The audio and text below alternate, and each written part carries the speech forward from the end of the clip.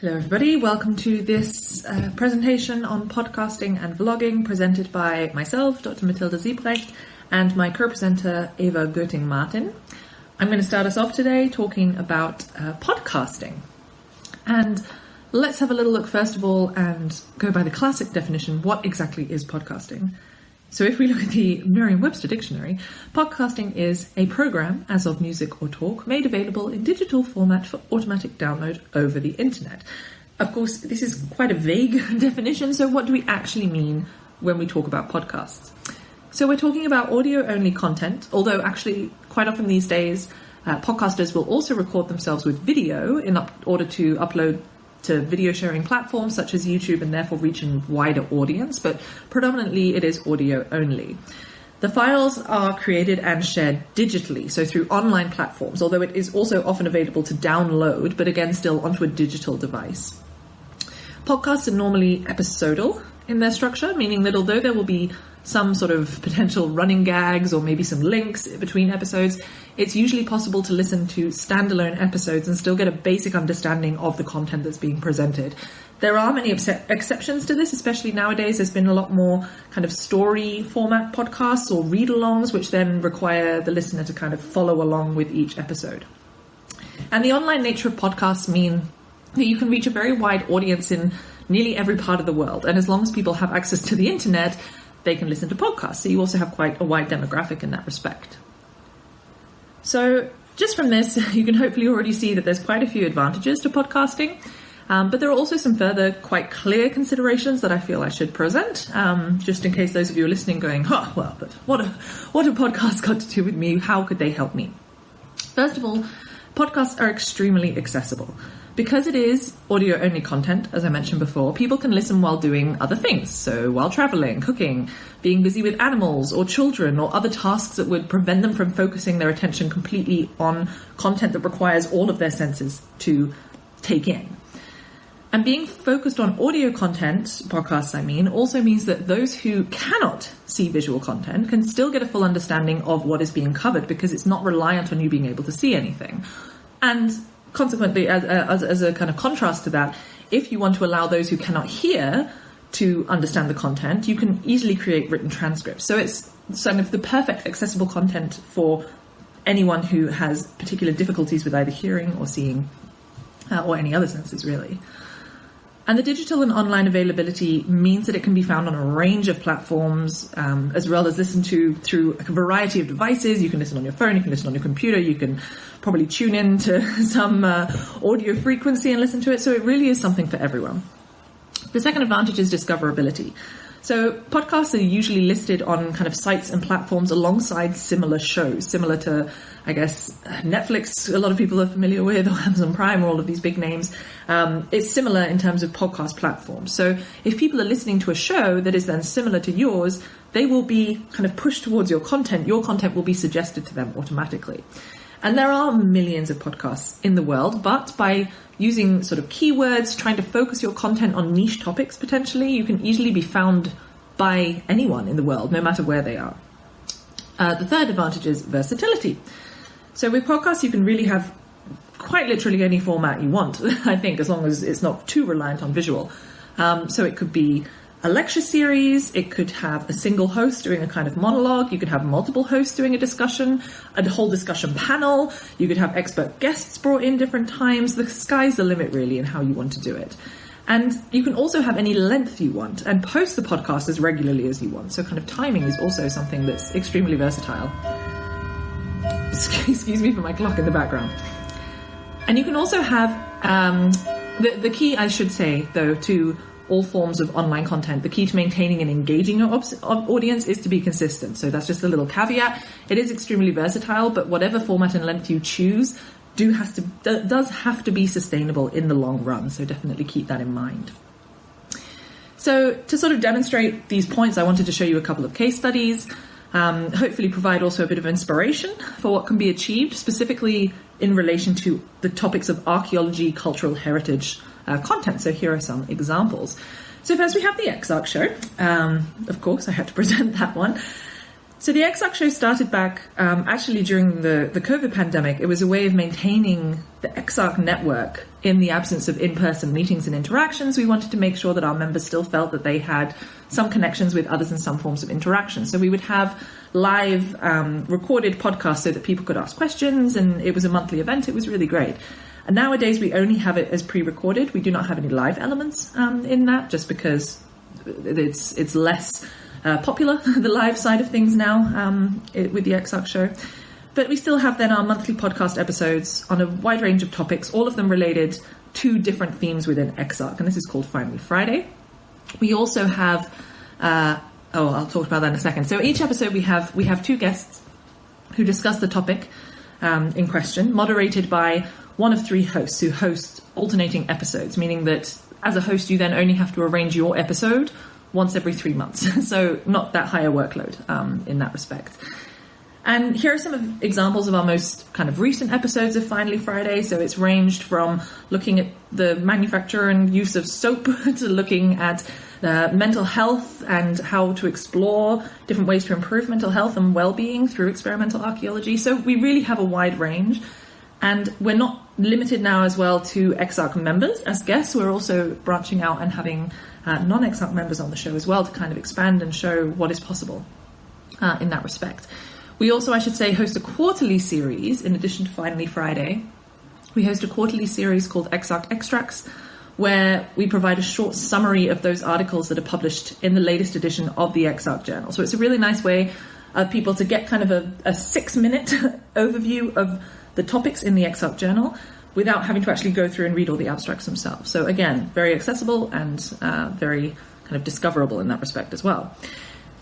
So here are a few kind of stats. As you can see, although most of our listenership is from Europe and the US, we also have a lot of listeners from around the world. And these aren't necessarily just our EXARC members as well, I should say, of course. And if you look at trends, you can see a lot of information when you're making podcasts. And by looking at those trends in downloads for the different episodes, for example, you can see what particular content types, what topics, what formats are most appealing to the listeners. And by seeing also where people are listening to their podcasts, you can work out how to promote it best and develop it further in the future. So, for example, for us, you can see that actually our main website, which is the Buzzsprout link, the Buzzsprout embedded player, which is on our website, is one of the most popular ways for people to listen. So people are obviously listening through our website. So we want to make sure that the website is very accessible for them. So it's something to keep in mind, and it helps you work out how you can promote your content and how you can share that as well. So the second example I want to give is the Archaeology Podcast Network, and otherwise known as the APN. And this is a network consisting of a range of different podcast series hosted by different people. Full disclaimer, I should say I host 2 series on this network, and I also work as the social media coordinator and the live events manager for them. But because there are so many different series and so many different people, it's possible to have very specialized topics for each podcast. There's also a very international audience because we have hosts from all over the place. And again, it's just so easily discoverable on the various podcasting platforms. We have, for example, a general APN feed that people can listen to, but then we also have individual feeds for all of the shows. So if people are listening to one show, they might have another show suggested, and that's why we're a network in that respect. And here are some examples of the range of shows that are available. So, for example, the most popular are probably the archaeology show, which look at sort of current news stories in archaeology. And then you have the CRM Archaeology podcast, which looks at cultural resource management, so kind of commercial excavation archaeology and all of the discussions and issues and themes around that. But then you also have very specialized shows. So you have the Rock Art podcast, which focuses purely on rock art. You have Siebrecht Time Travel, which is my one, which looks at objects in the past. And then you have those in a slightly different format, such as Ale and Archaeology, which I'll come back to in a little minute. And here are some stats from the APN just as well to show a bit of comparison. It's been going for nearly 10 years now. These stats aren't from the full 10 years because we changed providers recently, so these are only from the last couple of years. But as you can see, there's a very well-established listenership from all over the world. And again, you can get some really interesting insights into what topics are interesting, which episodes did the best, and that kind of thing. So one particular example that I wanted to share with you from the APN is the show Ale and Archaeology, which is hosted by the Archaeology in the City lecture series run by the Archaeology department at the University of Sheffield. And so the department would run this monthly lecture series. It would be held in a local pub in Sheffield, so in person. And in order to kind of digitalize these lectures, but also share them more widely, they decided to record each one, not with a camera setup, but just audio recording. And then they would release that as a podcast episode through the APN. So, of course, because of that, the recording quality isn't as good as people who are sort of purely focused on making a podcast. And because the speakers do sometimes refer to the presentation, which, of course, can't be seen by those listening to the podcast, there is a little bit of content, sort of context missing. But it's still a very easy demonstration of a way that's, easy to create content that doesn't require an extra complicated video setup or even an internet connection, because you can just record it and then upload everything later. So I just wanted to share that as a sort of potential example and potential inspiration for people. So based on that, let's have a look at some of the practicalities. So what do you actually need to start a podcast? So first of all, hardware. The most important piece of equipment is, as you might expect, a microphone. And you can have all kinds of different sort of microphones. So I, for example, have a desktop microphone that you can see here, but I also have little portable microphones, which I'm also actually using now to record this speech. We'll see if I use that audio or if the audio on my iPad is good enough. A good quality microphone is essential, and especially having things like that pop filter to get rid of any extra breathing and static and things is also just any little helps. And the better the microphone you have, the better quality audio you produce, and the easier it will be for people to listen to your podcast. Because as I'm sure you can imagine, if you're listening to something that doesn't sound good, you don't want to continue listening to it. Whereas if it's easy to listen to, then you'll keep going. You also do need to have a stable internet connection for at least part of the process, which I'll get to in a second. Sometimes even good mobile data connection is sufficient, but as we mentioned before, it is online, it is digital. So you do need to make sure that you have access to that online and digital space somehow. So if we indeed continue and look at software. So first of all, you need to have some kind of recording platform. There are lots of free options available out there, but there's also, for example, platforms such as Zencastr and Squadcast, which also are great because they include production, they include automatic transcripts. Sometimes they even act as a publishing platform, so they will publish out your podcast to the different podcasting spaces there are that people use to listen to podcasts. You can even just record audio and then edit it yourself, for example, in free programs such as Audacity, or there's many professional programs out there. I didn't want to list all of them because there are hundreds of thousands probably. So you can just record an audio file, using a voice recorder, edit it yourself and then publish it. But the important thing is to publish it on a publishing platform, and you want it ideally to be distributed to as many different places as possible. So things like Spotify, Apple Podcasts, Podcast Central, I can't remember all of the different ones, but there's lots of different ones. iHeartRadio. There's lots of different places that people listen to podcasts on. I think the most common are probably Apple Podcasts and Spotify, from what I've seen. But yeah, so you also, for example, have free services, but they're very specific to one platform. So I also have another podcast that I host, which I run through Spotify for podcasters. So I record my audio, I then edit it myself, and then I just upload it to Spotify for podcasters, and it publishes it all for me on Spotify, so people can listen to it, and it's all easily distributed there. But those are the kind of things you do have to keep in mind, and quite often that is where your main regular costs will come from, these sort of hosting platforms. But then once you get a good one, and once you're happy with it, it just makes the whole process so much easier, and it cuts so much time as well. So, to conclude, podcasting is a relatively low-cost and low-tech way of being able to digitally share content to a wide audience using online platforms. And there are so many different options available out there, depending on kind of budget, timetable, aim, etc. So I would definitely recommend having a look. If you're interested in learning more about kind of podcasting and digital dissemination in general, there are a lot of great resources out there. Here are just a few examples of some papers that I would recommend reading just to get you started and have a bit of an idea of what kind of angle you want to get. So now I will hand over to Eva Götting-Martin, who will be sharing a different format of digital dissemination, the vlog. Thank you, Matilda. And now to a more visual approach. let's talk about vlogging at open-air museums. In the past 20 years, visual media has become increasingly important as a tool for museums, not only to communicate and promote exhibitions and research, but also to document, digitize, and share information about collections and exhibitions. In the following presentation, I would like to talk about the benefits and challenges of using visual media as an open-air museum and the experiences that we made during the RETOLD project. So what is vlogging? Vlog stands for video blog, so basically a visual blog post. Vlogs are only one option when using video platforms to promote your content.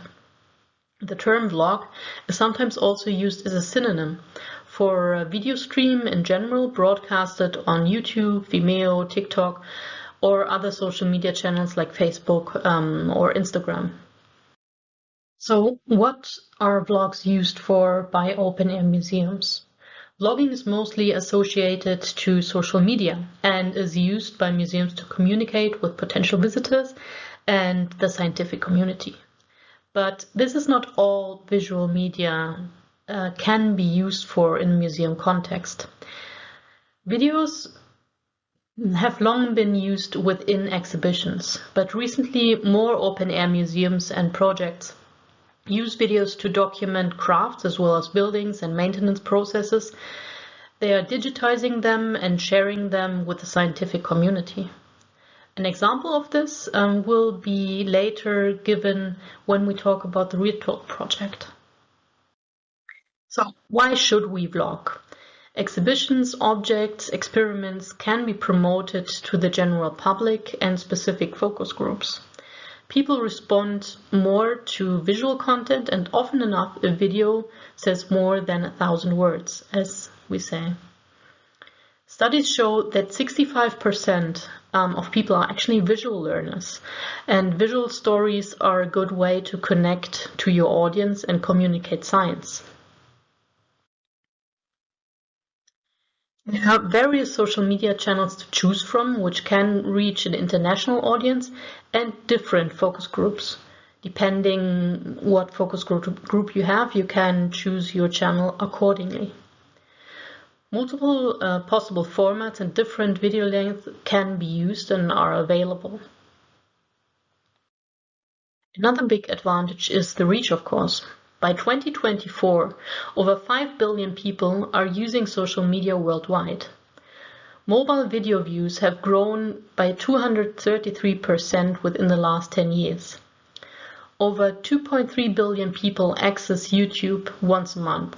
YouTube's most subscribed channel has 150 million subscribers, and 689 million TikTok subscribers are listed in Europe alone. Also, YouTube is the second largest search engine after Google, with a daily clocking of 1 billion hours. Tweets on X with video see 10 times more engagement than those without. And people would engage more with video than any other type of content on Instagram, which is available in 91 countries and 80 languages. So all of these makes videos a good tool to communicate museum content.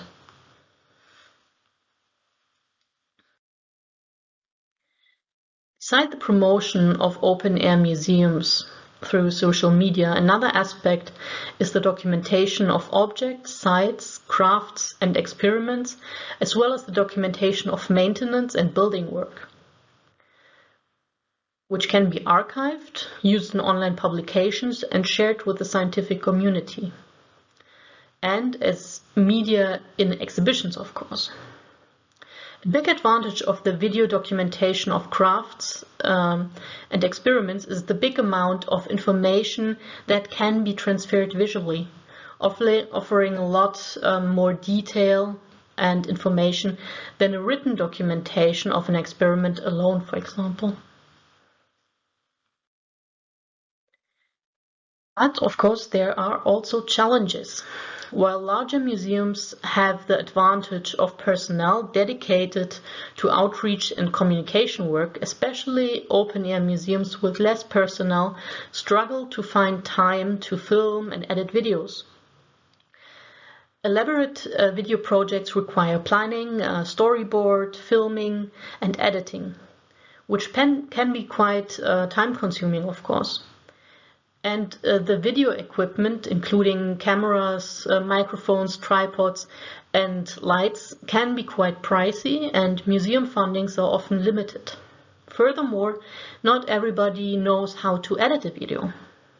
So, how can curators and experimental archaeologists, without spending too much time and money on the production process, use the advantage of video documentation? For social media videos, time can be saved by creating only one-shot short videos, which only contain music but no spoken audio, for example.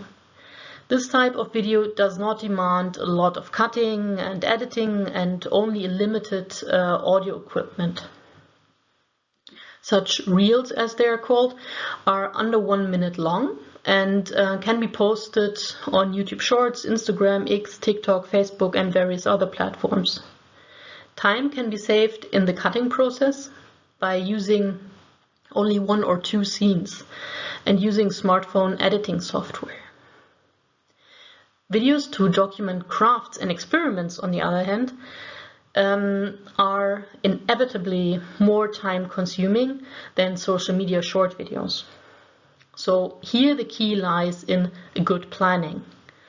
Write a storyboard where the scenes are written down and try to avoid collecting hours of footage because, of course, you will need to go through all of this material to choose the scenes that you want to use. And by using only a good smartphone instead of a big camera equipment and a budget solution for tripod or lighting, the expenses can be kept to a minimum. Free or cheap software such as Shotcut, Filmora Go, DaVinci Resolve or Apple iMovie can be used to keep the budget low too. And if you want to deepen your knowledge, YouTube offers many good free tutorials for vlogging and video editing.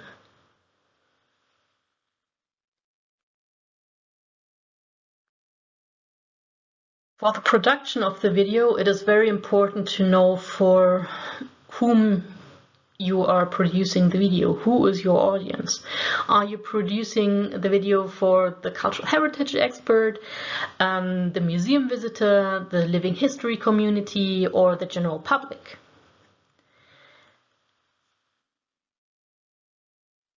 And what is the level of knowledge of your focus group? What are their needs and interests?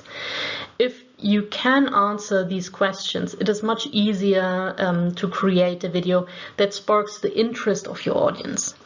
To get a better idea, a user persona can be a useful tool to find the interests and needs of your audience.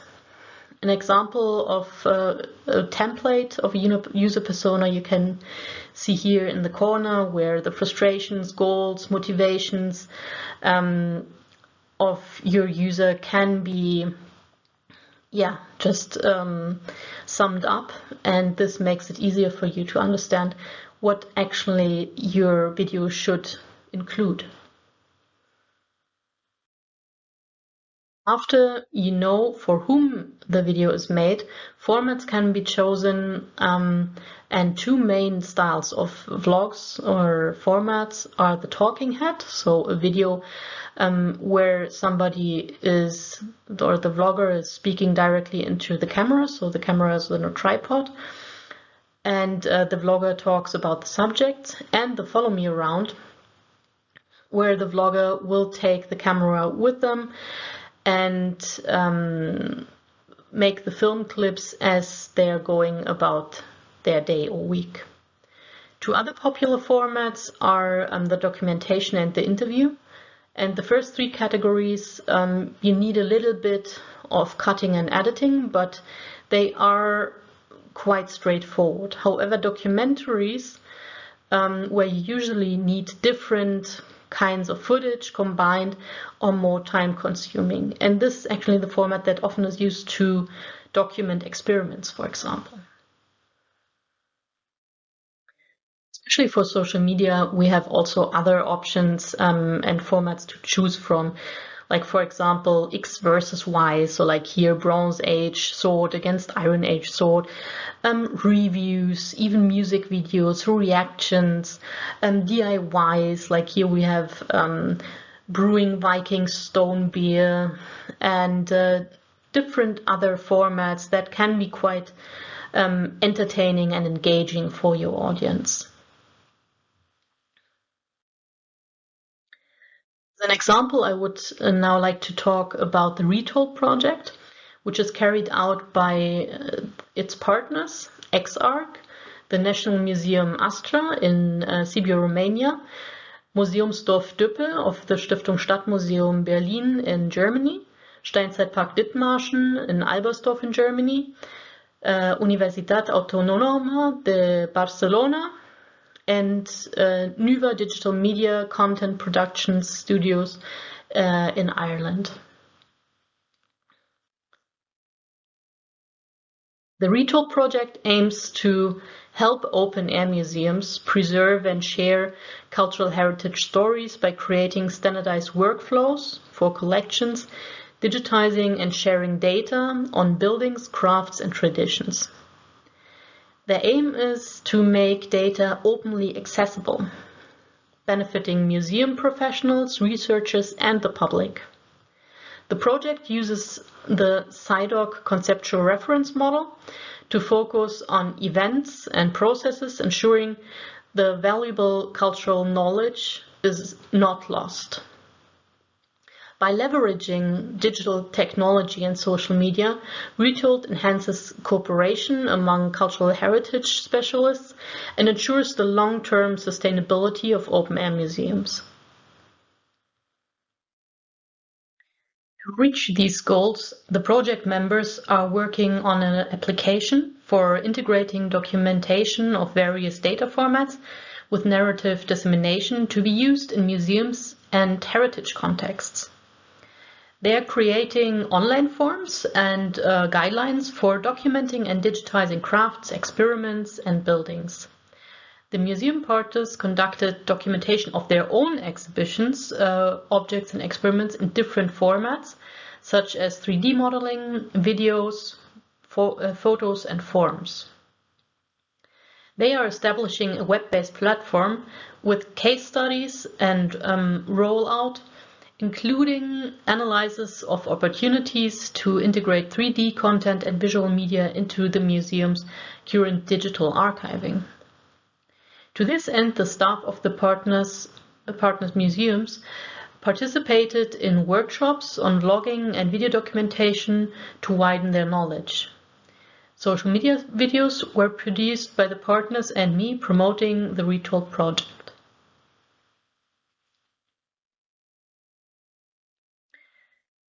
Partners of the RETOLD project have been working on these goals the past years. During workshops and meetings, online and in person, I supported the project by training the staff of the museum partners in filming and editing videos, resulting in several videos promoting the project and documenting crafts and buildings. Now, RETOLD is using videos for promotion, documentation, annotation of 3D models, and offers guidelines and video tutorials for researchers for the documentation of crafts and experiments as well as buildings.